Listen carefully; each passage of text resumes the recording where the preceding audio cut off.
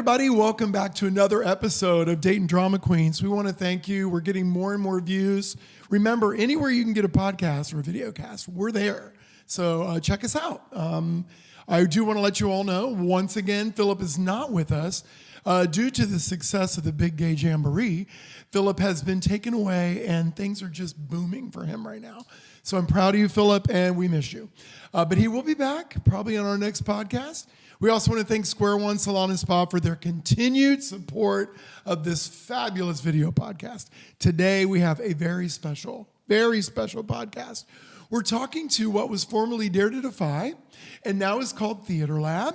Two of the members of that are here with us to talk today a little bit about TheatreLab, its history, where it's headed, so much excitement related to that. This is Mackensie King and David Moyer, and they're going to talk to us a little bit about what's going on. So first of all, tell us a little bit about what you do for TheatreLab. What's your connection to that organization? Mackensie? Yeah, absolutely. So I'm the artistic director for TheatreLab. My main job with TheatreLab is to make sure that what we are doing every year is artistically all cohesive, making sure that we're choosing pieces that really speak to us as artists and also the community and like what we're experiencing. So I oversee all that. That's kind of fun. It is You fun. get to like dig in and figure out what, like, I want to do this show and I want to do, I love that kind of stuff. Yeah, I can go to New York, see a show, and write it off. Oh my God, which is really perfect, actually. And what do you do, David? I'm probably the exact opposite. So. Where she's exciting. Yeah, her job is exciting. Mine is the behind the scenes, the stuff, the non-glamorous stuff. Yes. You know, it is a 501c3 organization, as most arts organizations are not for profit, and the funding comes from the community. It comes from sponsors. It comes from donors, and so we don't want to belabor the artistic staff to have to do that. So the board works on that in the background to support the artistic staff. Right, and this is your first go-round with TheatreLab as the board president. It is, yeah. I've managed not-for-profits before and arts organizations. This is my first time with TheatreLab. It's a whole different beast. I mean, there's a lot of working parts, a lot of moving parts, but you know, we're getting there, and it's a fun ride. Yes, and so what I love about TheatreLab, and I think a lot of people talk about this, you choose venues that are outside of the same kind of norm.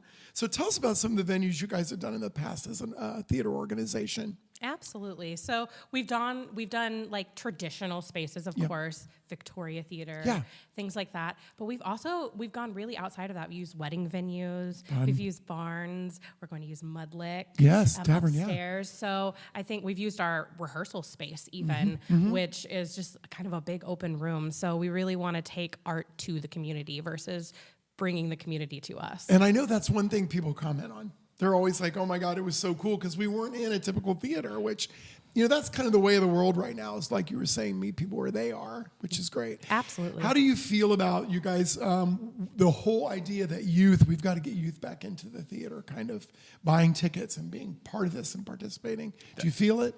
Yeah, I mean that's the lifeblood of it, right? Right. Because you have your steady theater goers that have been going to theater for 30, 40 years. Right. But you know, when we had the pandemic that happened, a lot of people didn't have access to live theater. They didn't grow up with it. They weren't exposed to it the way that we were. And so now we're, you know, really working on re-engaging them. Showing them, you know, what they missed out on those 4 years that we were just locked up. Yeah, exactly. And I think that's really important because that is our next generation. Yes. Those are the people that are going to continue the tradition, continue the art form, Yes. and so we want to get them excited. Yeah, it's important, and the material you choose is important. I think that's how, you know, from my perspective, we keep people engaged. We choose art that these younger generations want to hear, and then we take traditional pieces and we flip them on their head, a la Sweeney Todd's set currently, and things like that. Yes, which is great. Yeah. So, you know, speaking of that, and you're talking about the idea of theater for young people, I know you guys also have an educational component at TheatreLab. What can you tell me? Yeah, absolutely. Every year we do theater camps. We have theater camp for the younger generation, so just starting 6 to 10-year-olds who want to learn what is theater, what is singing, how do I act. Right. And then we do a more intense theater camp for those kids that have had theater and really want to turn it into a career outside of just passion, so they know that that's what they're going to be going into. So we offer that every year. We also offer voice lessons. Oh, fun. And And Master even classes, dance. I was dance gonna say classes. dance classes, Yep. things of that nature, yeah. And so also going to picking those shows, which is kind of cool.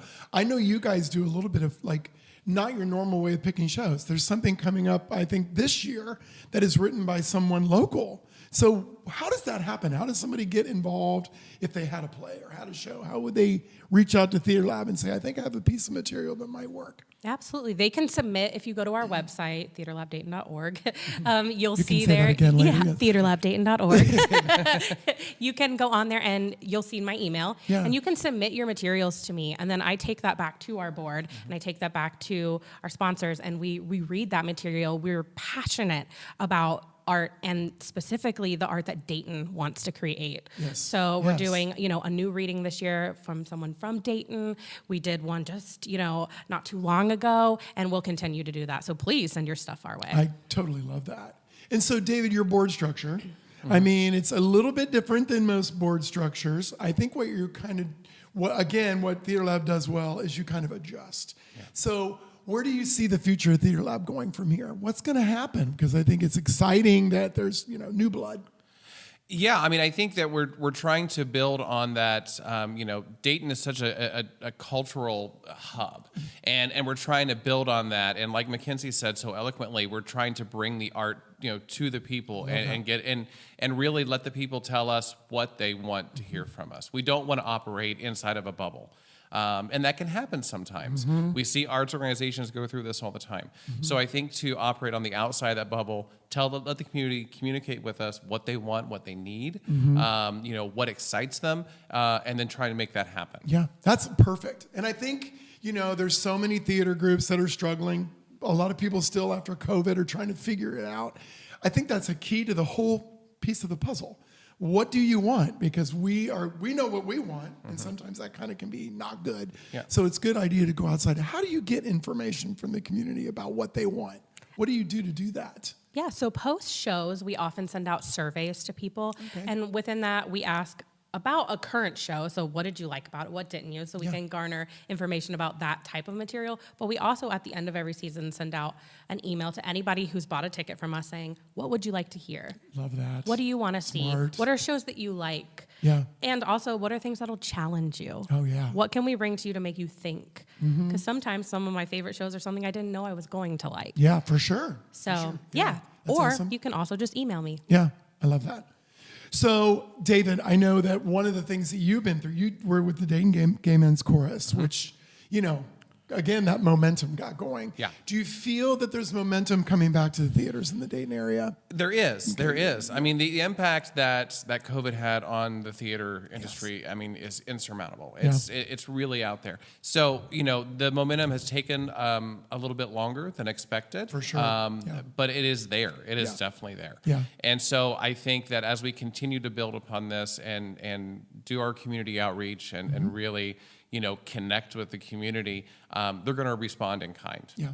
And I know that, Mackensie and I, we've worked on a lot of things for the future that, are going to really be community focused and different than what anybody else can find somewhere. So you guys have both been on the stage.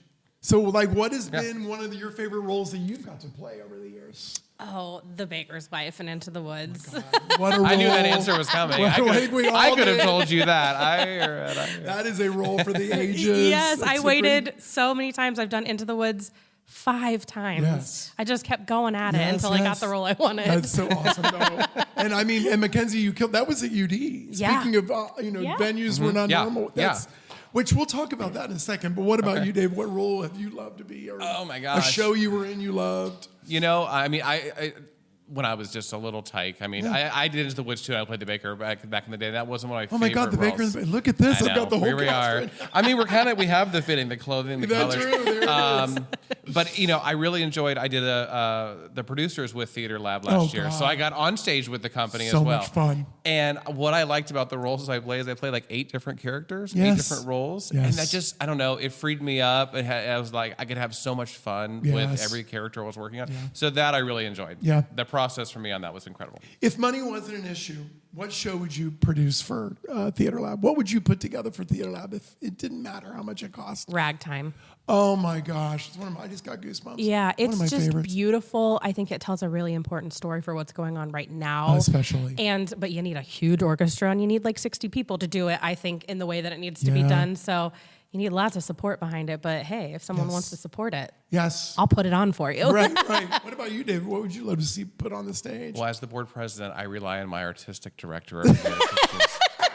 Oh, brother. I don't think I have one. I mean, I do lean into. I don't want to just copy what she said. Ragtime was one of the first big productions that I ever fell in love with, and I was in college then when that first came out, or at least was on tour.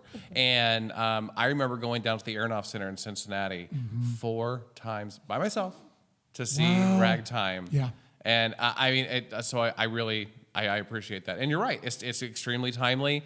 The history aspect, fits so well here in Dayton too, because we do have so much history that went into that. Yes. So yeah, that'd be my answer for now. Yeah. Well, and every time I hear Wheels of a Dream, I can hardly control myself. It's The tears kills flow. me. Yeah.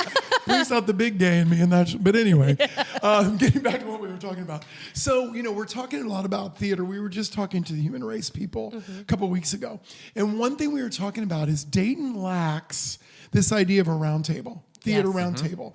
Speak to that, because I know you were talking about how Columbus has done this. It's been successful.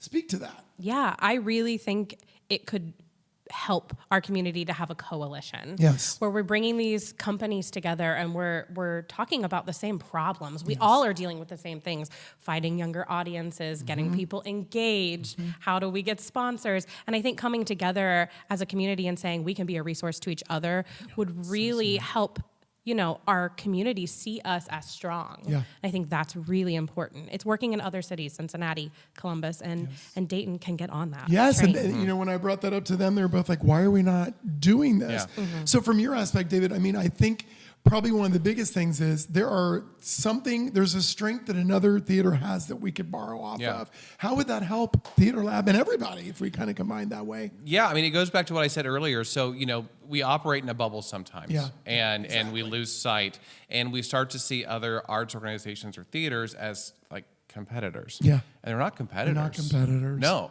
We want everyone to thrive. I want Dayton Playhouse's shows to sell out. I want Human Race shows to sell out. I want all of those to be successful. So, but you're right. There are people that, for instance, I know that, like Dayton Playhouse has a tremendous, set crew and lighting people that have worked with them for years. And, to feed off of that energy and learn from them. We have, dancers and collaborators that we've worked with here at TheatreLab that maybe someone else out there has never really had an opportunity to be exposed to. Yeah. And to share that opportunity with them. I mean, once you really get that synergy going, we all win at the end of the day. It's so true. And when you're talking about other cities and how this coalition idea is working, I think it's what the problem is. It's somebody stepping in it first. Yeah. If we can just get somebody to make that step and go, I think it would absolutely work. And it snowballs. Yeah, it does snowball. And I think even if you only had 3 theaters at the beginning, the idea that exists would be such a big deal for everybody. I know you and your husband are very involved in TheatreLab. Tell us a little bit about how that kind of works. Yeah, we were original members of TheatreLab previously Dare to Defy. Yes. Back as just artists. Yes. And so we've kind of grown up together within this company. Which and is so cool. he is our Yes. shop manager. Yes. And it's And really amazing. He's amazing. Yes, go ahead, sir. he can really lift. But it works really well because we can bounce ideas off of each other and he can take my mumbling and turn it into just brilliance. And it's really nice to, I think, for other people that are younger and have families to see that like it can be done. Yeah. And you can both do the things you're passionate about if you have a day job. Like, wonderful. yeah. It's awesome. So David, talking about these kind of things that are going on with the boards and everything else, there's a big thing about Dayton and it's being the hub of this creative sense. Do you feel that when you're in all the things you're doing in our city, the synergy of this whole idea of being artistic and creative? Yeah, no, absolutely. Yeah. The city was founded on, innovation and engineering and new True. things. True. And so I think that only makes sense for new artistic things to also come out of this Yes, city. yes. And there's a need and there's a want for them. And it goes beyond just, theatrical performances. We have a philharmonic, we have a ballet, we have an opera company. I mean, those three things in a city like Dayton, you don't find that unless you're going out to like Pittsburgh or something. It is. It's crazy. Yeah. It's insane. We also have a huge festival community that celebrates culture and arts and diversity. Good point. Yeah. And so that's one thing that I know that Mackenzie's passionate about, I'm passionate about, is we make sure that TheatreLab is a very diverse organization too. When we put on these shows and reach out to sponsors, we don't want the usual suspects to always be present. We want to diversify and really be a representation of what our area is. Yes. So I know you guys have kind of got a season put together for this year. And I would love, is there like a theme? Is there an idea behind this year? Yeah, so we have a theme of taking back their stories. Oh, I love that. What do you mean by that for our listeners? Yeah. So all of the characters that you'll find in the season that I can't quite announce just yet. Yeah, I know. They all are really reclaiming themselves and what it is to be who they are and how they are in their skin. So within every show, you'll see that, they really just are ready to step out and be themselves. And I think that's post-COVID really important for people to take in. Like, it's okay to stand in who you are, especially in, 2024. Yeah. How does sponsoring work with TheatreLab? I mean, what would people need to do if they were interested in such a thing? Yeah, absolutely. So, Mackensie said it time and time again, you can go to our website, you can get involved, come and see a show, reach out to a board member, reach out to an artistic person, reach out to a cast member.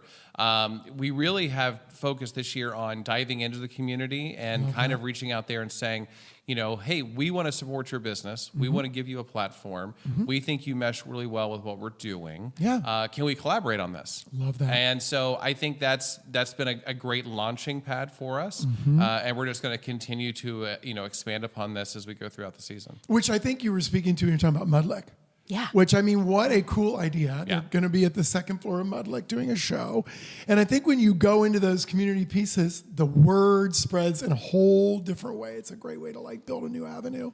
What other ideas would you love to see happen outside of Mudlick? Where would you love to put on a show in Dayton? There's plenty of opportunities. Oh, I have a big one. We got a so big if they're one. listening, give me a call.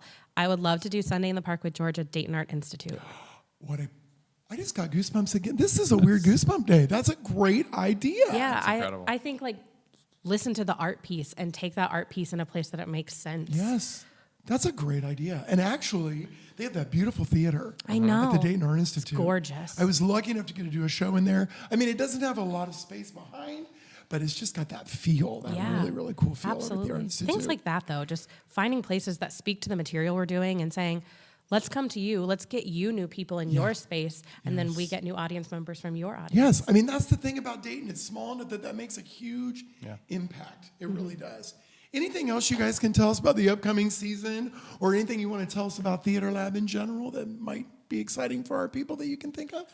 Well, I think this season, and that's, I wanted to piggyback on what Mackensie said too, is that one thing about TheatreLab is that they do have an overarching theme for the season. Love that. Great idea. It really pulls all the shows together. You know why those shows have been selected.